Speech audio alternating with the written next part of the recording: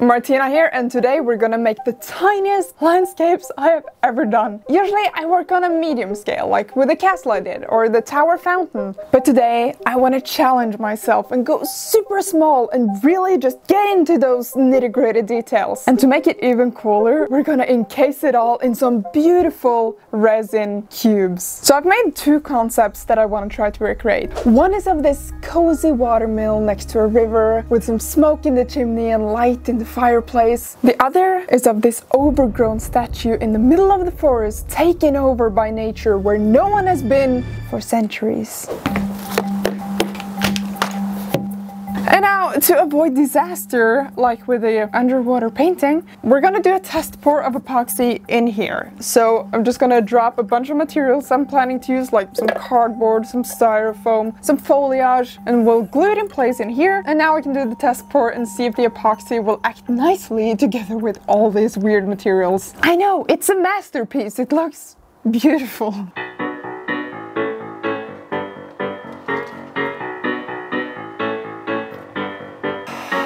I think I managed to pop most of the bubbles, so I'm just gonna move this to the other room to cure, and then we can get started on these dioramas.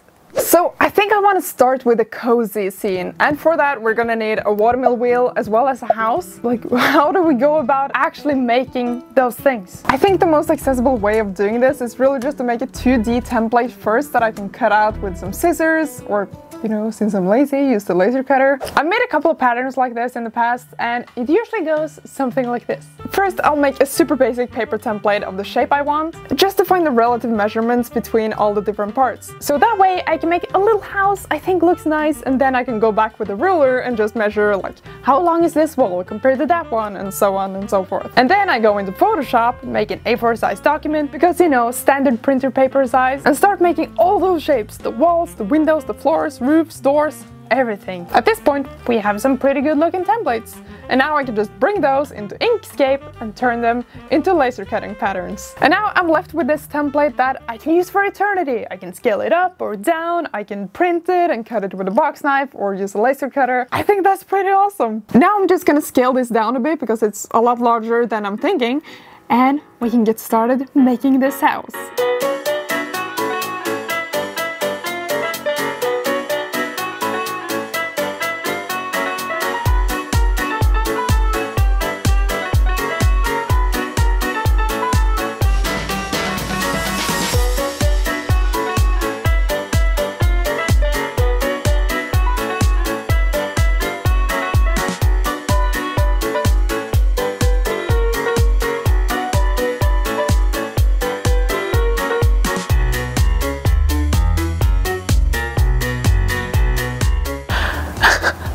Do you see how cute this is? Look at the shingles! So small. It's adorable. There's still a couple of small things left. We're gonna add some detail using these wooden matchsticks and some tiny dowels. And I'm also gonna use this like overhead sheet inside the windows to make it look like glass. Let's finish the house.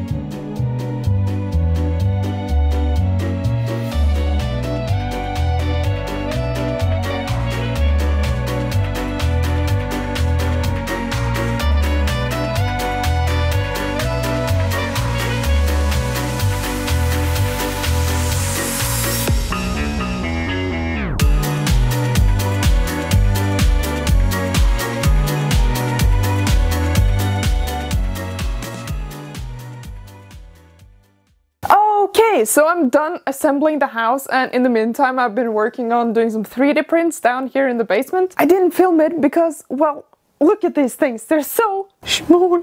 So you wouldn't be able to see anything happening on the 3D printer. And also, our basement is currently a mess. So yeah, I'm just gonna bring these upstairs so we can clean these up and we can go prime them and paint them.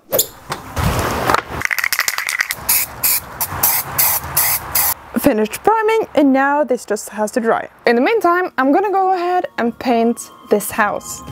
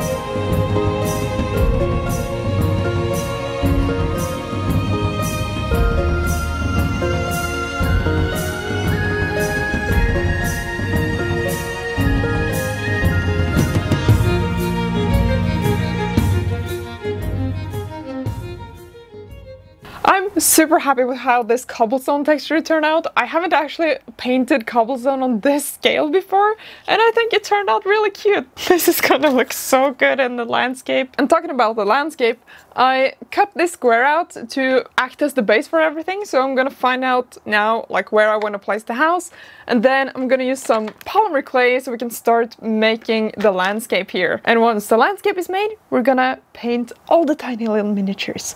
Terraforming time! Let's go!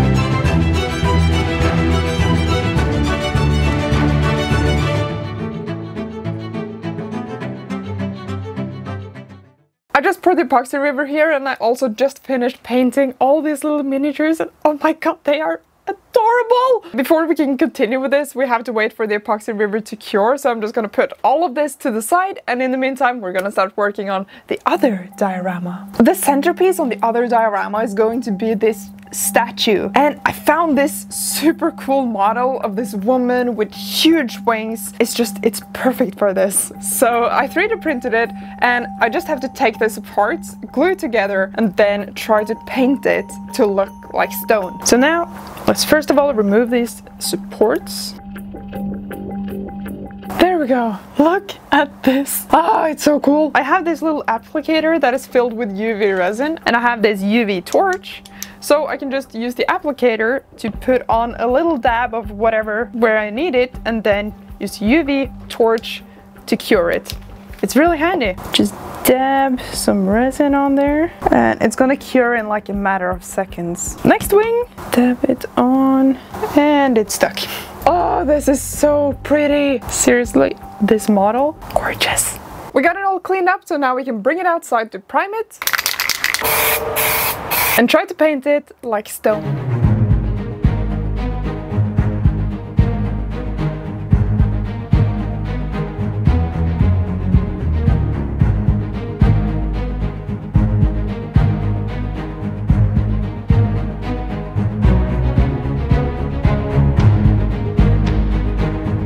Job is done, and I think it looks really cool.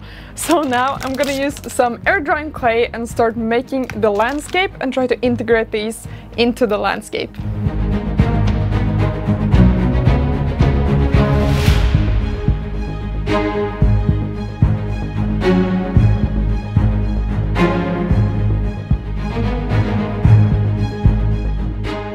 I just put the other diorama again to the side because the epoxy is now, well, it's not properly cured, but it's almost there. We're gonna try a new technique to try to make some believable waves. The idea is you just grab like a cotton swab like this, pull these tiny little pieces of cotton from the inside, you grab some Mod Podge gloss, start applying it to all the places where you want those big waves.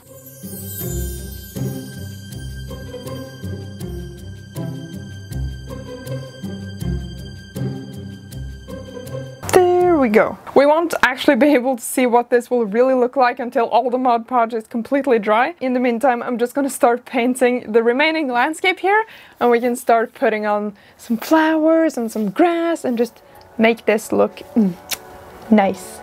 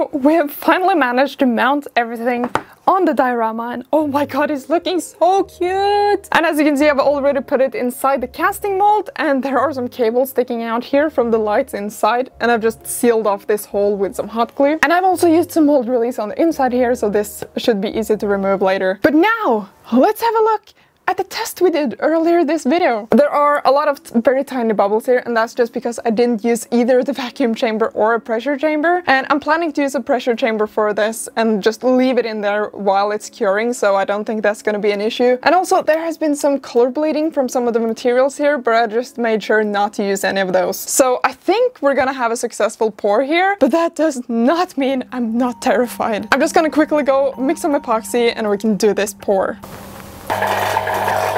Got the mixed epoxy here, and I'm just gonna pour really slowly to let the epoxy sink into all the little nooks and crannies. Please, let this epoxy gods please be with me.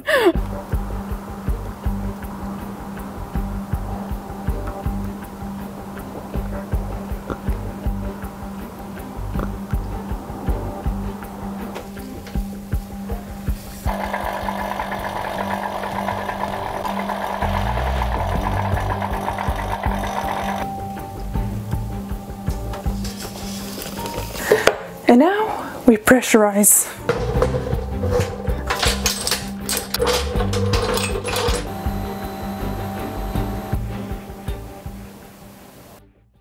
While we're waiting for that to cure, we're gonna continue working on the other diorama. We can paint it and start applying some vegetation. Let's go!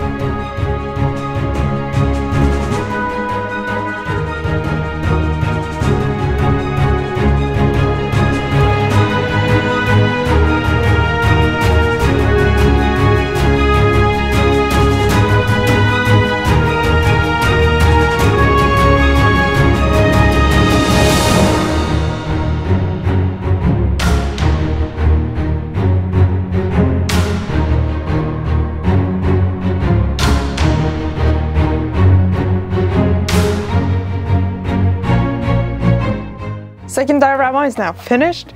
It's ready for the epoxy pour. All we gotta do now is just pour the epoxy, cross our fingers, and wait.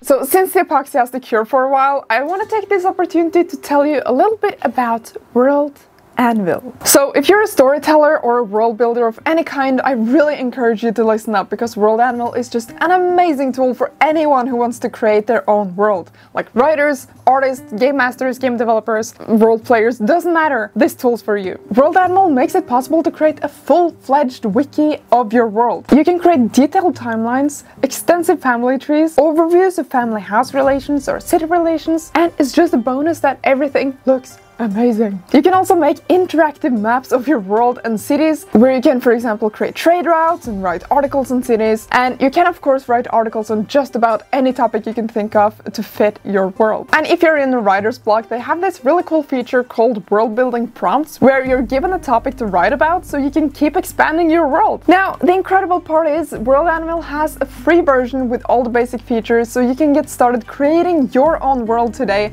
at no cost. But if you love it as much as we do, then make sure to use the code NERDFORGE to save 20% off the premium memberships. So make sure to check them out using the link down below. And back to the project. Okay, so it's been a couple of days now, and these two should be completely cured. I'm so nervous. Please be good. I don't know what to do if this is bad.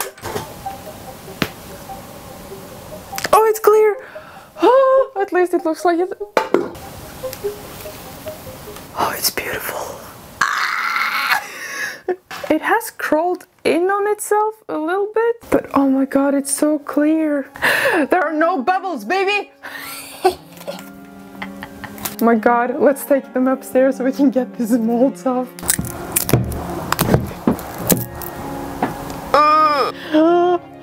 Look how shiny! Oh, okay. I just quickly soldered the LEDs to these battery holders on the bottom here, so now they are separate units that we can put anywhere. We don't even need cables. Oh. But yeah, it feels really good to be finished with this project. I thought it would take a lot less time because, I mean, they're so small, right? Just because they're smaller doesn't mean it's faster. There's two things I would like to improve on this for next time. I wouldn't use PVA glue or Mod Podge to seal things like the water and the grass. Somehow it reacted a bit with the epoxy and it looks kind of like spider webby, a little ghost-like. It's a kind of cool effect, but it wasn't really what I was going for here. So I think instead for next time I'll use epoxy glue and super glue. The other thing is I think we have to find a new brand of epoxy because even though the one we used is rated for really deep pores, like up to 12 centimeters, every time we've used it, we've had this weird surface on top. It doesn't get even. And so we kind of had to fix that this time by just pouring another layer on top to get that straight edge. But despite all that, I think this is definitely the cutest project we've ever done, and I'm absolutely in love with how these turned out. They're adorable! And there's just something about that cube shape that is just... Now, thank you so much for following along on this journey all the way till the end, and also a huge thanks to our patrons for continuing to support us. I mean, you guys are all awesome. Now, it's time. Let's have a look at the final results.